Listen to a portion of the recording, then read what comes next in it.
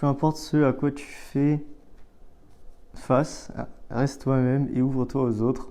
Ça va bien se passer. Estelle et Emma.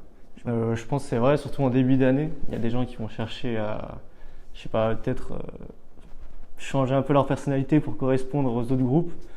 Moi, je suis d'accord avec ça. Il faut rester soi-même et il faut pas changer et tout ira bien.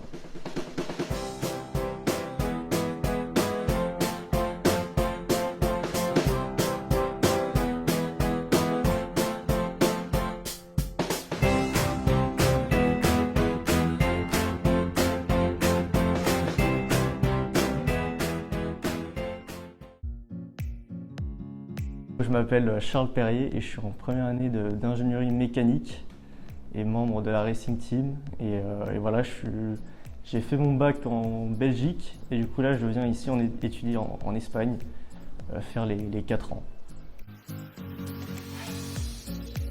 Pourquoi l'Espagne? En fait, j'ai toujours voulu étudier en Espagne. Moi j'ai habité en Espagne quand j'étais petit, 2 ans.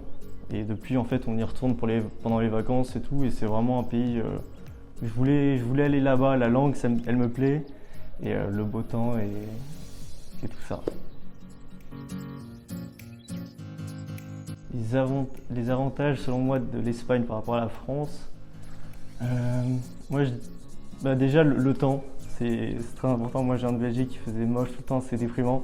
Donc, le temps, je dirais que ça donne une bonne ambiance en général dans la ville et tout, c'est vachement sympa. Et puis la langue est belle et ils proposent aussi des bons cursus ici, du coup pourquoi pas.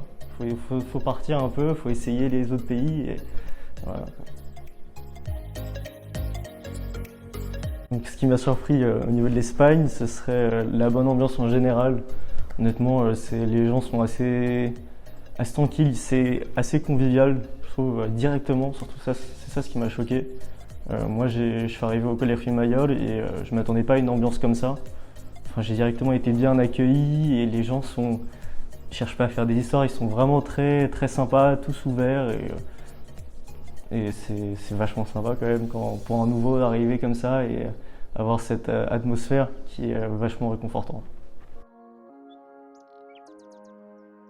Donc, une anecdote qui m'a marqué ici à Madrid, ce serait mon arrivée du coup au Colegio Mayor. Je m'en souviens, j'étais à 50 mètres et c'était les 50 mètres les plus longs de ma vie.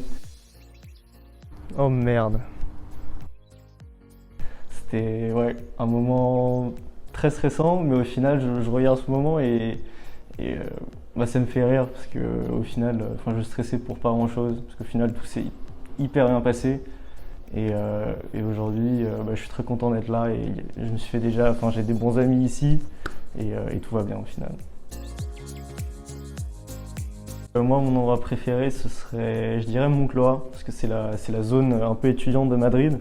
Et ça, c'est plutôt sympa quand on sort le week-end là-bas, c'est une bonne ambiance. Que tu sais que tous les étudiants sont au bar, sortent et du coup, toujours une bonne ambiance là-bas et t'es sûr de passer des bonnes soirées. Et donc ma journée type, elle est pas incroyable, mais faut aimer, c'est la routine. Du coup, en moyenne de 8h à 15h, je suis au MSI. Puis je rentre, je déjeune, je vais au gymnasio, à la salle de sport pendant 1h30, 2h. Ensuite, je prends un goûter, petite douche et après on descend à la bibliothèque. Et là, jusqu'à... ça dépend si j'ai la foi ou pas, mais j'essaie de rester jusqu'à 21h. 21h30, on dîne tous ensemble au Colegio Mayor. Et après, partie de billard ou padel aussi des fois. Et ça, ce serait une journée typique dans la semaine. Donc là où j'aime bien étudier, c'est la bibliothèque. C'est là où j'arrive le mieux à me concentrer. Et puis, il n'y a pas de bruit et tout le monde est là pour travailler aussi. Du coup, il n'y a pas mille choses à faire. Voilà. Il n'y a pas mille choses à faire, faut taffer un moment.